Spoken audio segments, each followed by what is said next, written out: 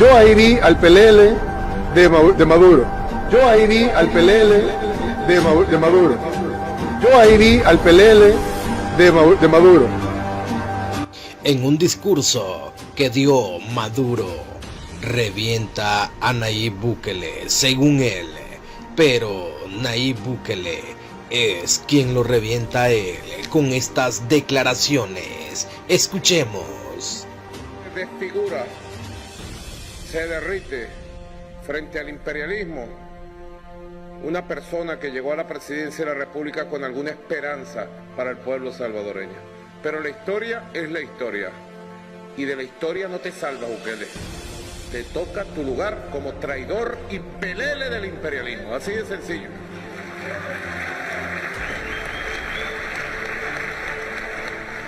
Tenga la seguridad el pueblo de El Salvador que ningún mequetrefe, ningún pelele del imperialismo como el tal Bukele va a separar a los pueblos de El Salvador y de Venezuela. Seguiremos unidos.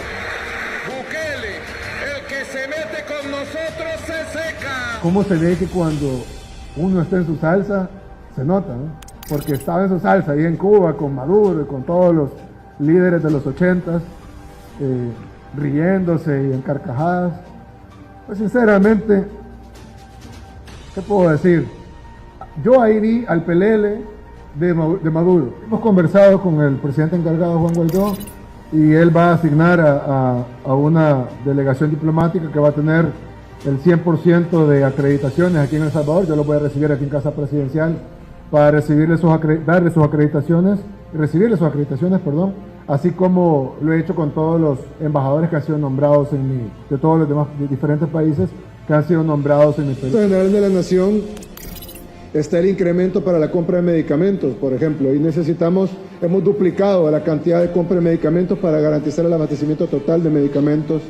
Ahí tenemos también en ese presupuesto 30 millones de dólares para la reconstrucción de escuelas. Se desfigura, se derrite frente al imperialismo una persona que llegó a la presidencia de la República con alguna esperanza para el pueblo salvadoreño. Pero la historia es la historia, y de la historia no te salvas, Bukele. Te toca tu lugar como traidor y pelele del imperialismo, así de sencillo.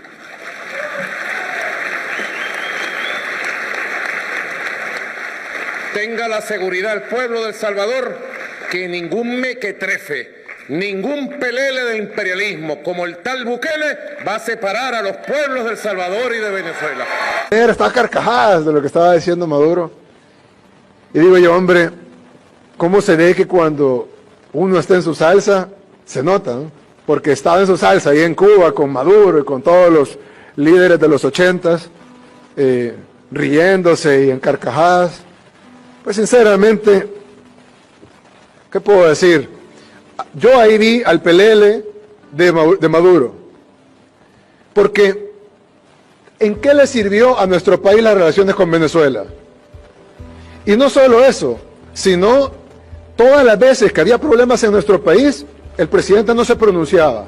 Pero solo había un pequeño problema o acusación o pasaba algo, una manifestación en Venezuela contra el régimen de Maduro, e inmediatamente el presidente salía pronunciándose a favor del régimen, condenando las manifestaciones o las acciones en contra. Incluso los salvadoreños se preguntaban, bueno, ¿y tenemos un presidente de Venezuela o de El Salvador?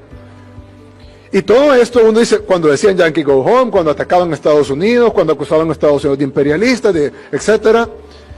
Uno se puede preguntar, bueno, ¿cuál era el beneficio para los salvadoreños? Porque yo no trabajo para los gringos ni trabajo para los venezolanos, yo trabajo para los salvadoreños. Entonces yo tengo que ver cuál es el beneficio para los salvadoreños. Y uno se pone a preguntar, ¿cuál es el beneficio para los salvadoreños de atacar a los Estados Unidos para defender el régimen de Maduro? Teniendo 3 millones de salvadoreños en Estados Unidos, nuestra moneda es el dólar, la mayoría de nuestras exportaciones van para Estados Unidos, la mayoría de nuestras importaciones vienen de Estados Unidos.